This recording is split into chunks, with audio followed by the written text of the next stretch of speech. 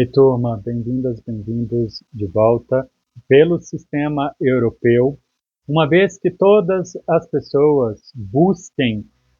nas ferramentas internas do país onde ela se encontra, ela pode comunicar à Comissão de Direitos Humanos, que foi um instrumento criado pelo sistema europeu. A Comissão Europeia abrirá prazo para o Estado apresentar as suas argumentações, então decidirá se houve ou não houve violação. Acontece que esse modelo, inaugurado em 1950, tinha por função, assim como do Sistema Universal, firmado em 1966, anos depois, apenas produzir essa intimidação moral por uma consideração de pessoas que entendem de direitos humanos. Se as pessoas desejassem uma condenação ao Estado, o caso teria que ser submetido à Corte Europeia de Direitos Humanos. Essa corte existe até hoje, mas a comissão não existe mais. As decisões da Corte Europeia de Direitos Humanos têm caráter jurídico vinculante e ali não só afirma que o Estado violou, mas também ordena modificação de conduta dos Estados. Esse sistema europeu foi modificado por um protocolo, portanto, um novo tratado que altera o tratado anterior, em 1998, e colocou como um braço da Corte Europeia de Direitos Humanos a existência de um órgão que vai analisar a semelhança no Brasil, que seria o Ministério Público, se existe ou não existe possibilidade de denunciar um Estado. Claro que o sistema continua permitindo que um Estado denuncie outro Estado, assim como no sistema americano. Mas se nas Américas a comissão é separada da Corte Interamericana, na Europa, depois de 98, a comissão passou a ser um braço da Corte Europeia de Direitos Humanos. Entretanto, como parte da União Europeia, existem as cortes europeias com múltiplos temas que aceitam processos de direito civil, de direito empresarial, de direito do trabalho, de direito eleitoral, de direito administrativo, os múltiplos temas, dando aos moradores da Europa a opção de não precisar esgotar os instrumentos internos e só depois levar à Corte Europeia de Direitos Humanos, mas ela existe, mas a possibilidade de procurar um tribunal da União Europeia, que ali, na primeira instância, analisaria o caso de violação por um Estado, mas por uma empresa também seria possível, de uma pessoa, de uma associação, todos podem ser acusados e acusadores nas cortes europeias ou nas cortes da União Europeia, que coexistem em paralelo com as cortes nacionais. Mas isso não elimina a existência que segue acontecendo da Corte Europeia de Direitos Humanos. Mas aí ela só recebe casos depois de esgotada a jurisdição interna e tem que ser especificamente por violação das convenções europeias. Em 1950, com a proteção,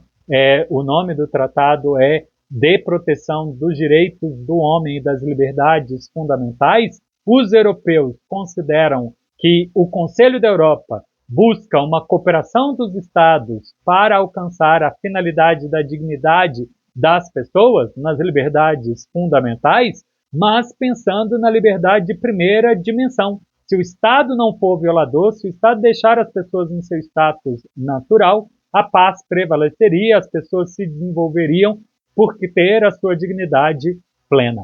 Esse tratado de 1950 lista os direitos até o artigo 18. Se vocês lerem, vocês verão, todos eles estão associados às liberdades civis. E logo depois, a partir do artigo 19, ele vai falando sobre a Corte Europeia e, portanto, das obrigações dos Estados poderem, inclusive, serem questionadas pela via jurisdicional, bastante diferente dos outros tratados, porque você tem, inclusive, detalhes dos processos, das exigências de recurso e segue até o artigo 101 falando tudo desses detalhes processuais. Então, o número de direitos é enxuto, mas os detalhes de proteção desses direitos, se comparado com o sistema universal, que só tem comitê ou com o Conselho Americano, que soma da Carta da OEA com algumas poucas cláusulas da Convenção do Pacto de São José, detalhes de funcionamento da Comissão e da Corte, no sistema europeu ele é bastante extenso, bastante detalhado. Bem, essa convenção que eu comentei para vocês só fala de direitos civis, quase nada sobre a participação política, por isso eu disse que nem deve ser considerado, e tem ampla omissão dos direitos econômicos, sociais e culturais, que só foi resolvido com a assinatura da Carta Europeia de Direitos Sociais, bastante tempo adiante, complementando, portanto,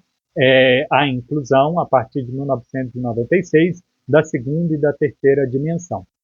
Houve muitos outros protocolos, por exemplo, de 1998, que extinguiu a comissão e que renovou as funções da corte para ela ter um caráter não transitório e sim permanente e ter dentro do seu braço também esse órgão acusatório, né, o equivalente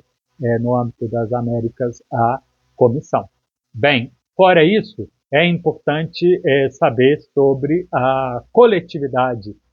disso, que à semelhança das Américas, existe um mandato para as pessoas que assumem esses cargos no ambiente europeu, 6 anos para a composição da corte, da comissão e também da corte, enquanto na América são 4 e 6 anos. E, de alguma forma, a gente tem aí bastante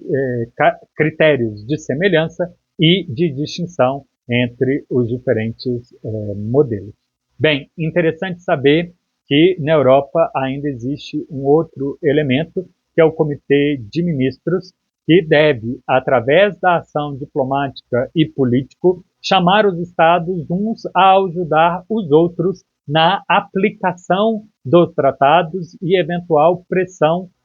política. Então, seria equivalente ao ambiente universal do Conselho de Segurança da ONU e da Conferência de Ministros de Relações Exteriores. Mas no caso da Europa, se reúnem ministros das finanças para discutir temas de finança e que podem tomar decisões de pressionar e ajudar os estados a cuidar da dignidade das pessoas, cuidando das finanças. Podem se reunir os ministros dos transportes para divulgar e cooperar para cuidar